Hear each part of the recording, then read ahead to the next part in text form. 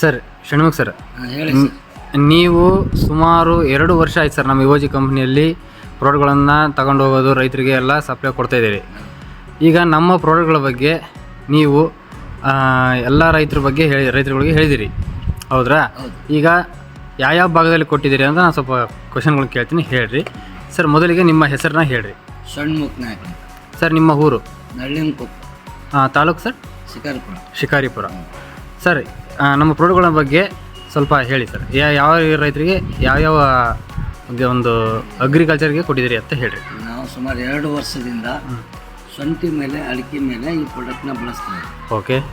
ಶುಂಠಿ ಕೊಳೆ ರೋಗದ ಮೇಲೆ ಆರ್ಗ್ಯಾನಿಕ್ 21 ನೀಮು ಎಕ್ಸಲೆಂಟ್ ರಿಸಲ್ಟ್.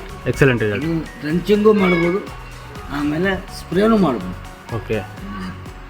ಇದು ಸತತವಾಗಿ ನಾ ಎಲ್ಲ ಕಂಪ್ನಿ ಮಾಡಿ ನೋಡಿದ್ದೆ. ಸರ್ವಶ್ರೀ ಮಾಡಿದ್ದೆ, ಇತರ ಎಲ್ಲ ಕಂಪ್ನಿ ಮಾಡಿದ್ದೆ, ಯಾವ ನನಗೆ ರಿಸಲ್ಟ್ ಬರಲಿಲ್ಲ. ಈ ಕಂಪ್ನಿಯಿಂದ ನನಗೆ ತುಂಬ ಒಳ್ಳೆ ರಿಸಲ್ಟ್ ಸಿಕ್ಕಿದೆ. ಬ್ರ್ಯಾಂಡ್ ಆಗಿದೆ.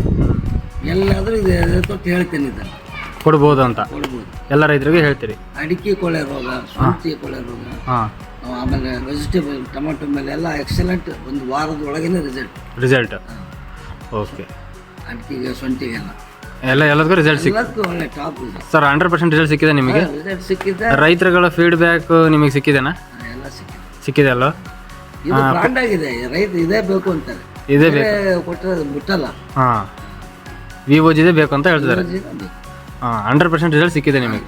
ಸಿಕ್ಕಿದೆ. ಆಲ್ರೆಡಿ ಎಲ್ಲ ರೈತರಿಗೆ ಇದು ಮನವರಿಕೆ ಆಗಿದೆ. ಎಲ್ಲ ರೈತರಿಗೂ ಕೊಡ್ಬೋದಾ ಸರ್? ಕೊಡ್ಬೋದು. ಪ್ರತಿಯೊಂದು ಬೆಳೆ ಮೇಲೂ ಕೊಡ್ಬೋದು, ಎಲ್ಲ ಬೆಳೆಗೂ.